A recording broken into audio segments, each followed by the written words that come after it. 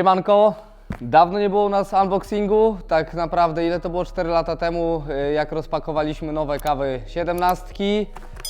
I tutaj mamy następcę w nieco zmienionej wersji, bo jest to model XC, w tym wypadku z homologacją, w kompletnie nowej budzie, w nowym wydaniu, ale o tym już za moment. Motocykl już na pierwszy rzut oka wygląda inaczej. Najpierw zacznę od tego, tak jakbym porównywał dwie krosówki.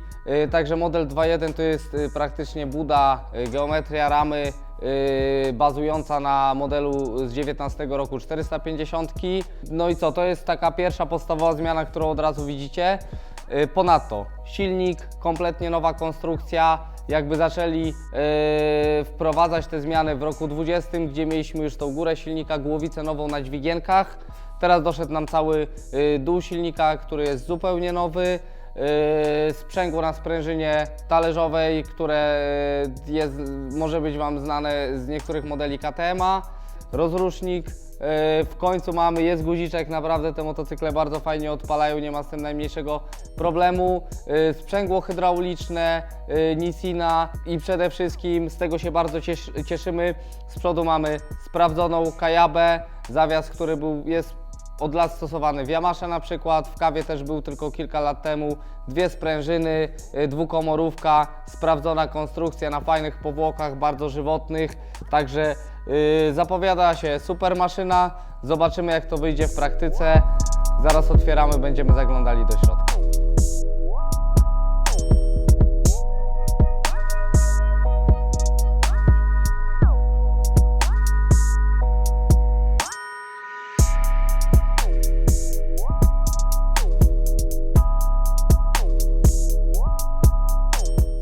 No i tak przychodzi do nas motocykl, jeszcze nie złożony, tak jest transportowany po prostu do importera, potem do dealera, ewentualnie jeżeli bierzecie z jakiegoś salonu motocykl, to on oczywiście może być w jednym kawałku.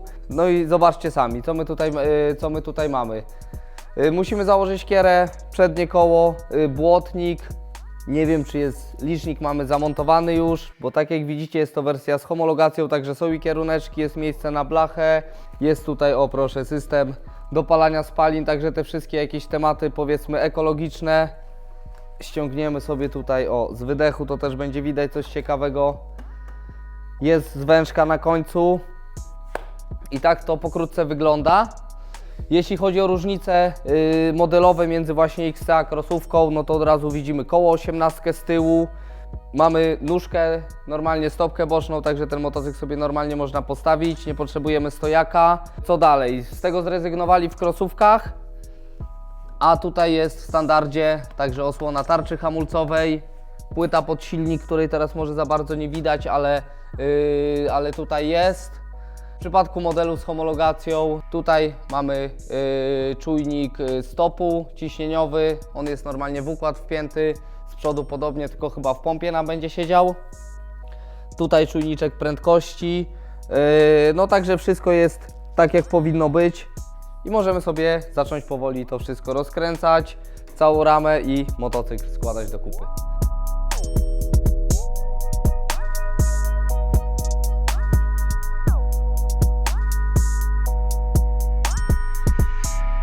Wykręcamy tak śrubek.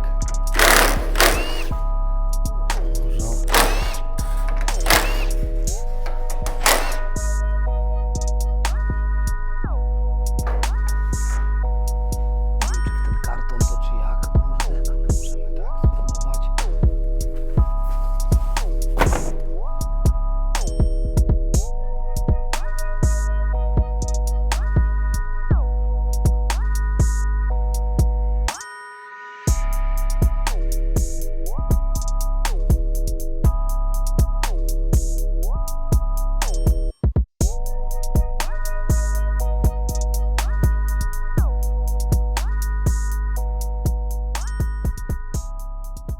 Motocykl już troszkę bardziej widoczny i teraz się zajmiemy tymi kartonikami, które są do niego dorzucone. Zobaczymy, co tutaj jest w zestawie. Sami nie wiemy tak naprawdę do końca, czy mamy coś poza rzeczami, które są niezbędne do złożenia. No i dobra, po kolei. Lampka przód, także temat związany z homologacją.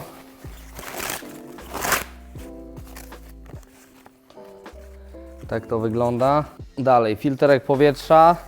I moim zdaniem bardzo fajny temat, że to jest wyjęte, bo w nowym motocyklu filtr trzeba nasączyć. A jak o tym zapomnimy, wyciągniemy motocykl po prostu i pojedziemy sobie gdzieś tam w teren, to może się ta jazda szybko skończyć. Także to taka przypominajka, że tak powiem. Są listki, czyli coś, czego nie ma w normalnej wersji. W XC chyba też nie, to jest tylko w tej endurowej właśnie, homologowanej. Kill switch do gaszenia ze sprężyną, która zaraz zobaczymy do czego jest. Wygląda jak od nóżki, ale do nóżki mamy sprężynę założoną. Także trzeba będzie wybadać temat, czy to jest jakaś druga alternatywa, czy o co chodzi. Lustereczka, nie wiem czy będziemy zakładać. Zapytamy właściciela, czy sobie życzy. Blokada kierownicy. Tutaj są dwie opcje, albo mamy obejmę tutaj uchwyt pompy sprzęgła i pompy hamulca pod lusterka, albo klasyczne, oryginalne, takie jak to ma miejsce w krosówce. Tutaj śruby od przewodów hamulcowych, tylko po prostu bez czujników stopu. Tu mamy nakrętkę osi, śruby do mocowania kierownicy, pin od podnóżka, dystanse przedniego koła, podnóżek lewy, bo prawy mamy zamontowany. Tu bardzo ciekawa sprawa, plastron. Nie wygląda to tak, że jest homologowany motocykl, po prostu to co było wyjęte z krosówki, bo nie oszukujmy się, tak to wygląda. Motocykl fabrycznie jest to XC, jest przerabiany przez firmę KL, którą tutaj na wahaczu widzimy, czy na błotniku naklejkę. Ale jak widać te wszystkie rzeczy, które w nim fabryczne były, dostajemy z motocyklem. Moim zdaniem bardzo fajna sprawa, bo każdy sobie go może ubrać tak jak potrzebuje. Gąbeczka na kierownicę, kostki do map. Teraz mamy fabrycznie założoną kostkę czarną z tego co widzę, czyli tą najspokojniejszą, najsłabszą, taką, że ten motocykl jechał jak najrówniej, jak jest ślisko, albo jak mamy twardy tor, po prostu mało przyczepny, to żeby nas tam nie niosło, żeby tą trakcję było łatwiej wyłapać. Klucz do szprych, klucz do świec, odpowietrzenie baku. Serwisówki Owner's Manual, w kawie całkiem rozbudowany, naprawdę z tą książeczką można sporo zrobić. I w tym kartonie tyle. Idziemy dalej po kolejny. Błotnik w przód i pytanie, czy coś jeszcze. Sam błotniczek. Wiadomo, to jest tak wszystko rozłożone, żeby ten motocykl bezpiecznie dojechał, żeby nam się zmieścił tutaj w tym stelażu całym do transportu. No i dalej, też bardzo ciekawa sprawa. Spójrzcie na ten wydech. Mówiłem tutaj o zmianach związanych z homologacją, ale w przeciwieństwie do innych motocykli, gdzie często musimy po prostu zakupić inny układ, tutaj dostajemy kolektor wydechowy z krosówki. Normalnie, także zajebista sprawa, nie trzeba kombinować, nie trzeba kupować od razu, inwestować, jeżeli chcemy ten motor mieć pełną moc, odblokować w jakieś układy tuningowe. Mamy wszystko co trzeba. I tutaj mamy kierownicę, i o tym też nie wspomniałem. Gruba kierownica w Kawasaki, też coś nowego, wszyscy są przyzwyczajeni do kiery z poprzeczką cienkiej. A tutaj jest rental już na grubej kierze, bez poprzeczki. Także tak jak mówię, po latach Kawasaki zrezygnowało, była chyba ostatnią marką, która te cienkie kierownice stosowała. Są tego zwolennicy, ale jednak większość osób woli te kiery grubsze.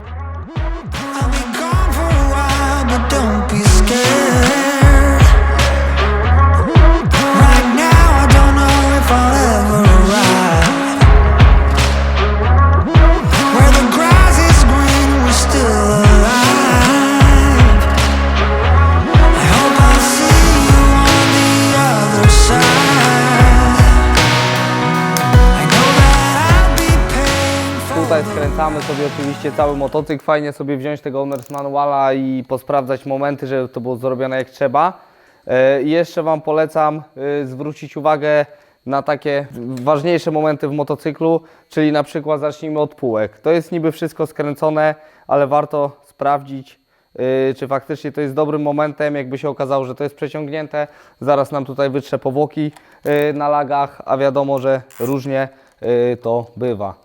Także możemy sobie poluzować tą półeczkę delikatnie, żeby nam nie wpadły lagi.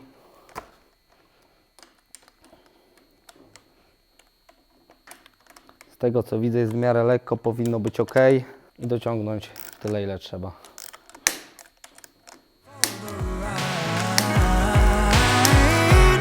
Into the black hole. Sing for my soul. Through the black hole. To make myself whole again. You want the truth or you're having down. But if I tell you now, the sun dies out. 'Cause I can only give you my heart. When the darkest clouds begin to part, I hope I see you on the other side. I know that I'll be paying for the ride into the black hole. Sing for my soul. Through the black hole. To make myself whole again. I'll give you my love. Can't give you my love. No, I'll give you my love.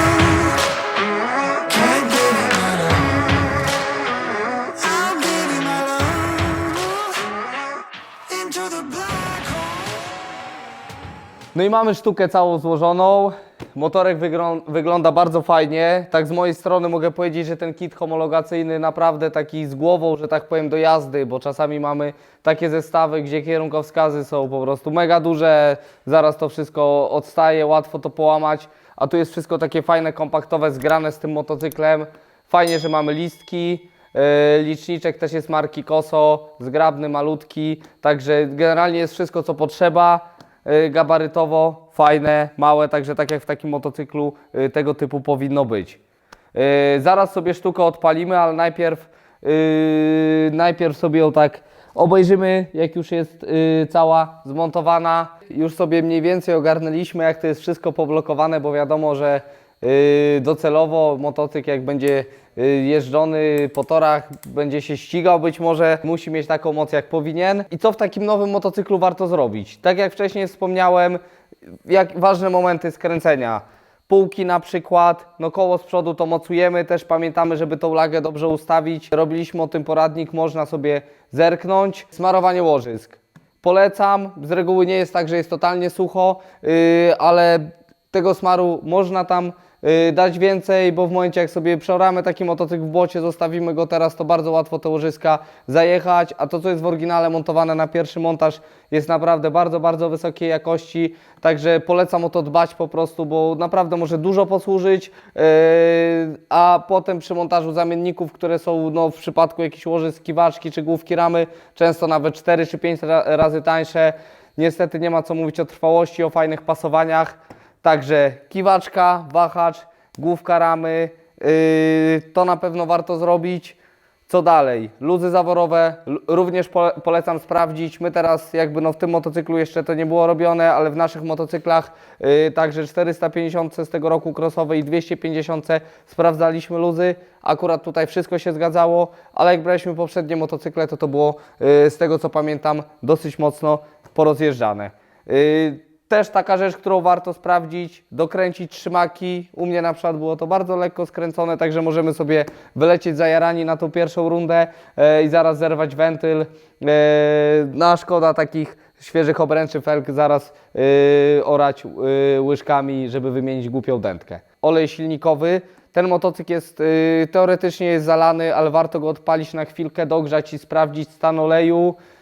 Moim zdaniem po godzinie pracy pierwszej warto tą oliwkę wymienić, kolejną wymianę też zrobić wcześniej, co po 2-3 godzinach, bo to wszystko po prostu nam się na początku układa. To samo się tyczy olejów w zawieszeniu, tylko tutaj To tutaj już zależy jak jeździcie, ale nie polecam ładować tam z 80 godzin, aż to się wszystko wyleje. Fajnie sobie po 10 godzinach, 15 dajmy na to, taki olej po prostu zmienić, bo gwarantuję Wam, że będą tam opiłki na panewkach, często widać po prostu kawałki aluminium powbijane w samą paneweczkę, także jak to zrobimy w porę, to możemy to wszystko wyczyścić, jest jeszcze ok i zawias po prostu chodzi nam już dotarty na fajnej, świeżej oliwie. Słuchajcie, generalnie nad samym motocyklem nie będziemy się tutaj jakoś mega mocno rozwodzić, bo mamy na to oddzielny odcinek, będzie kolejny temat, także możecie sobie tutaj zobaczyć taką bardziej prezentację tego modelu, co się zmieniło, co jest fajnego, co nam się podoba, jeśli coś nam się nie podoba. Nad tym się musimy jeszcze zastanowić, bo motocykl jest naprawdę udany, ale na pewno o tym powiemy. Więc co, jeśli chodzi o unboxing to tyle. Zachęcamy do subskrypcji oczywiście naszego kanału. Mamy odcinki tego typu, mamy dużo grzebania, jak wiecie, warsztatowego, trochę teorii, trochę praktyki. Także subskrybujcie, lajkujcie. No i co, widzimy się w kolejnych odcinkach. Klikaj, ja Ci sanko pociągnę. Strzel mu najpierw, że pompa zapracowała, tak tylko wiesz. W sensie co? W sensie dotknij go tylko, że pompa zapracowała. O, i zaciągnął. Świeci? Palić?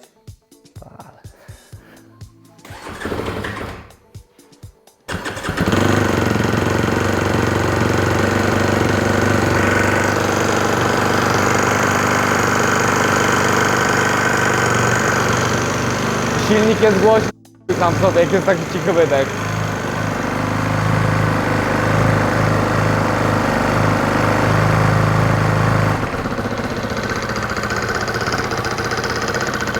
O tak.